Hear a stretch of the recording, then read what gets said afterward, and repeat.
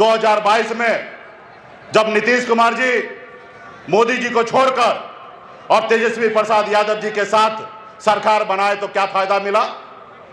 कई लाख युवा को नौकरी मिला। सामाजिक न्याय मजबूत होने के लिए जातिगत जनगणना हुआ, और जातिगत जनगणना हुआ तो पिछड़ा, ओबीसी, तमाम दलित भाई सबका आरक्षण का दायरा बढ़ा। आप कल्पना कर कीजिए, अगर भाजपा का सरकार होता तो क्या आरक्षण में बढ़ोतरी होता? बताइए, भाजपा का सरकार होता तो क्या आरक्षण में बढ़ोतरी होता? नहीं होता, क्योंकि वो सरकार लालू प्रसाद जी के विचार पे चलता था, इसलिए आरक्षण में बढ़ोतरी हुआ साथियों, इसलिए आरक्षण में बढ़ोतरी हुआ। अगर भाजपा के साथ सरकार होता तो ये 6 लाख युवा को नौकरी मिलता? नहीं मिलता साथियों, युवा को नौकरी नहीं मिलता।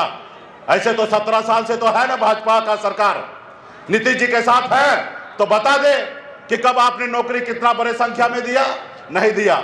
जब भी बिहार में तरक्की होगा, गरीब पिछड़ा का आंख का आंसू पोंछा जाएगा, तो भाजपा वाले आके अरंगा डालने का काम करेगा साथियों, अरंगा डालने का काम करेगा। तो इसलिए हम लोगों को भाजपा को बिहार से बाहर रखना है साथियों। आज भाजपा मजबूत होता है तो नागपुर मजबूत होता है, गुजरात मजबूत होता है, लेकिन बिहार वहीं का वहीं रहता है। हम सब का कर्तव्य बनता है कि हम लोग एक साथ होकर मजबूती से हम अपने बिहार के बारे में सोचेंगे, और हमने तो निर्णय ले लिया है कि आने वाला समय में, अभी तो हम मजबूती से 40 के 40 सीट जीतेंगे, और आने वाला समय में श्री तेजस्वी प्रसाद यादव जी के नेतृत्व में अपना सरकार बनाएंगे साथियों। और बिहार में जो नौकरी देने का सिलसिला चालू हुआ था, वो आने वाला समय में उससे भी बड़े संख्या में नौकरी हम लोग मिलकर देने का काम करेंगे साथियों। इसलिए साथियों, इस चंपारण के धरती पर 3 लोकसभा सीट है। एक राष्ट्रीय जनता दल की पार्टी वाल्मीकि नगर लड़ेंगे, और बेतिया से कांग्रेस पार्टी है, और मोतिहारी से वीआईपी पार्टी का प्रत्याशी वहां पे आएंगे साथियों। और आप सब मजबूती से सारे 40 के 40 लोकसभा सीट मजबूती से जिताने का काम कीजिएगा, तब आने वाला समय में गरीब का कल्याण होगा साथियों। बहुत बहुत धन्यवाद देता हूं।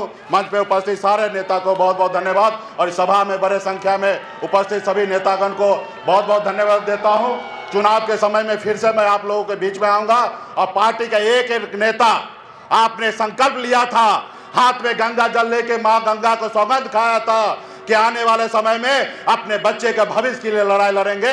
वो संकल्प को याद रखिएगा, एक एक गांव में जाइएगा, एक एक टोला में जाइएगा, और सभी को याद दिलाकर अपने महागठबंधन, इंडिया गठबंधन के पक्ष में पूरे बिहार में मजबूती से खड़ा होकर वोट गिराने का काम कीजिएगा। बहुत बहुत धन्यवाद देता हूं सभी साथी को।